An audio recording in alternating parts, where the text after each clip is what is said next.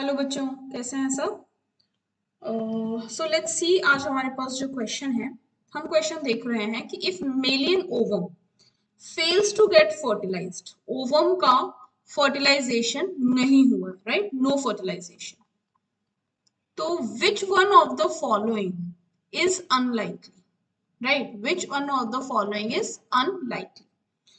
Option A कह रहा है corpus luteum will disintegrate, option B कह रहा है progesterone secretion rapidly declines, option C कह रहा है oestrogen secretion further decreases, and then option D कह रहा है primary follicle starts developing, right.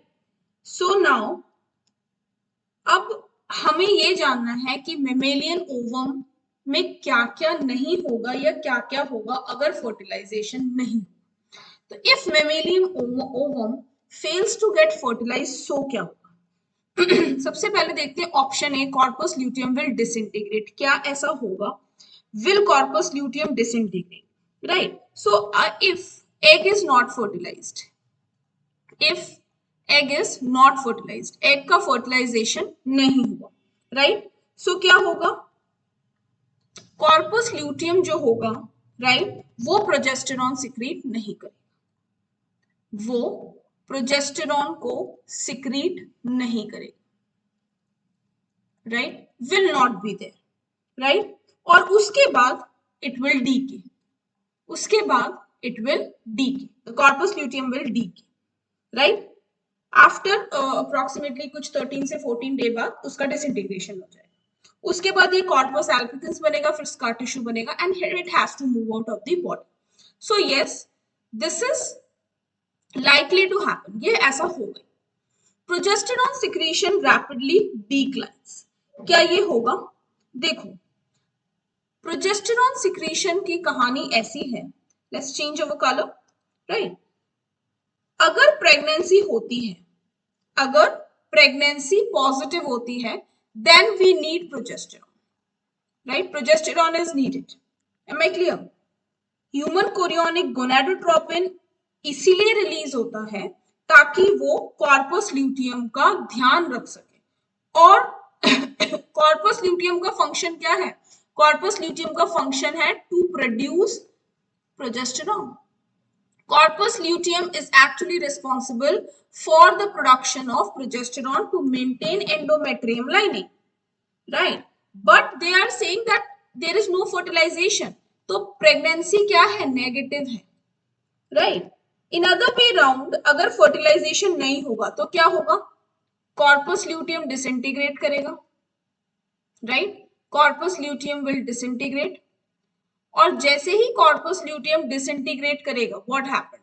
The progesterone levels will fall और डिक्लाइन रैपिडली, प्रोजेस्टेरॉन लेवल्स में गिरावट आ जाएगी।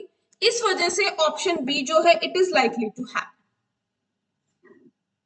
Right. Next, oestrogen secretion further decreases, ये कह रहा है कि ईस्ट्रोजन का सिक्रीशन डिक्रीज होगा अगर मेमेलियन ओवम फर्टिलाइज नहीं हुआ तो। जो ईस्ट्रोजन है, राइट, वो कब सिक्रीट होगा? जब ओव्यूलेशन हो गया, FSH-LH का काम हो गया, और उस वक्त जैसे ही फॉलिकल्स पूरे अपने फुल फेज में होंगे, ग्राफिन फॉलिकल की शेप में, वैसे ही ईस्ट्रोजन का लेवल बढ़ेगा, right.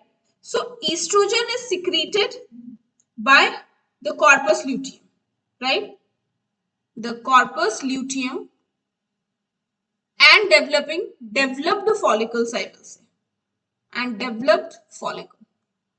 So if fertilization do not occur, fertilization absent है, तो क्या होगा? Level of oestrogen will fall, oestrogen का लेवल भी गिरेगा। Option D, primary follicle starts developing, right. Primary follicle क्या है? This primary follicle is precursor, ये हर चीज को बनाने का, जो आगे बनेंगी उनका प्रीकर्सर है, सबसे पहले तो यही बनेगा, right. So primary follicle starts developing, अगर मेमेलियन ओवम फर्टिलाइज नहीं हुआ तो क्या प्राइमरी फॉलिकल दोबारा से डेवलप होगा? Primary follicle is a precursor to the corpus luteum. किसका प्रीकर्सर है?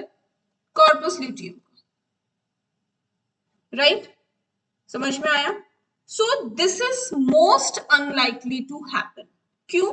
जब मेंस्ट्रुअल साइकिल होगा, तब जब मेंस्ट्रुअल साइकिल होता है, right, in menstrual cycle the primary follicles begin to develop, the primary follicles begin to develop under the effect of which hormone? Under the influence of high amount or elevated amount of FSH, and then they form secondary follicles, right?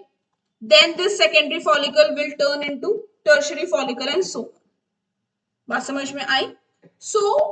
जो सबसे unlikely है, जो होगा अगर mammalian ovum fail हो गया fertilisation में, तो वो है primary follicle starts developing. Clear? So for this question what is the correct answer? The correct answer for this question is option D. इस क्वेश्चन का हमें करेक्ट आंसर क्या मिला? Option D. Thank you, all the best.